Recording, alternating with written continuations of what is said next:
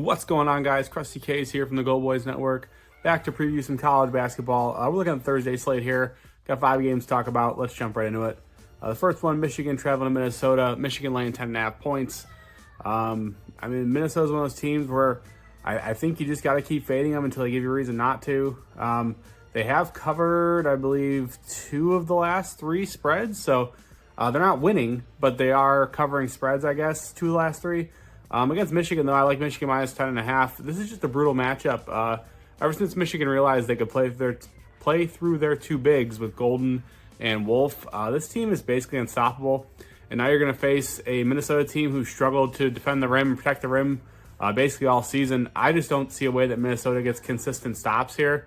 And this is one of those matchups where, like, Dawson Garcia is going to have his hands full, obviously, because of Golden and Wolf. And if he gets in foul trouble, he's their main source of offense, and I don't see any way that they keep this thing within the number if Dawson Garcia is on the bench. So Michigan minus 10.5. I know they're on the road, but in my opinion, that's a big number to lay on the road. And a lot of respect for this Michigan team. They're good. They're legit, and I think we continue to see that here as they beat up on a bad Minnesota squad. Next one we're going to talk about, Memphis traveling to Temple. So, Memphis coming off, they've won 4 straight.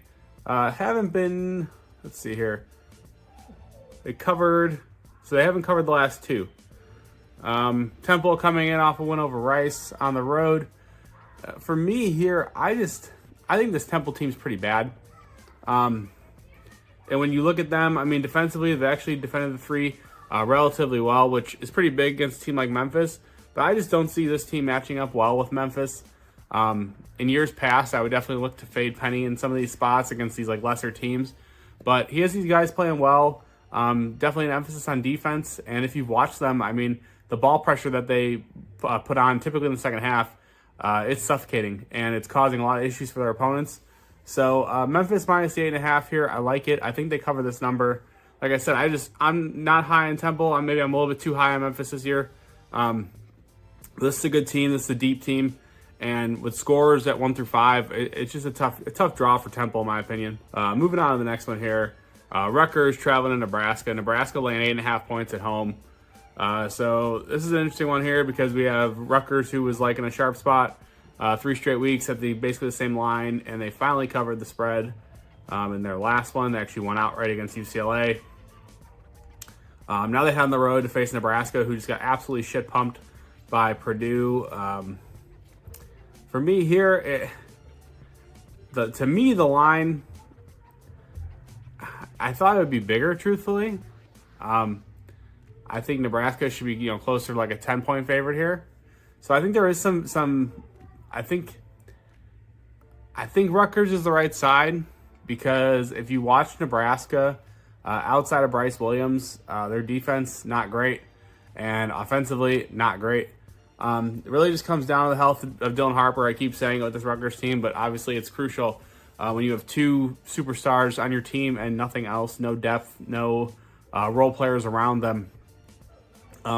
Assuming Dylan Harper and Bailey are good to go, I will be on Rutgers here, plus the 8.5. Like I said, the line's a little short to me.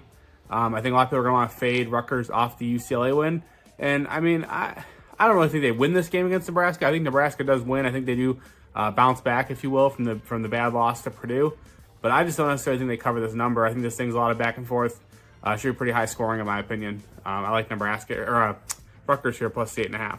Moving on to our next one here. Northwestern taking on Maryland. I don't have a spread out for this game yet. I'm going to be on Northwestern. It makes it a little difficult to obviously give you guys the full read without a number. I don't know why the spread's not out yet. It's kind of weird. But I like the spot here for Northwestern. They've lost 3 straight. Looked pretty bad against Michigan State. The last one they dropped on their home floor, which is a bit surprising. Now you face Maryland, who, in my opinion, one of the better teams in the Big Ten, but definitely susceptible to losses, especially away from home. This is a team that in years past has been extremely dominant on their home floor.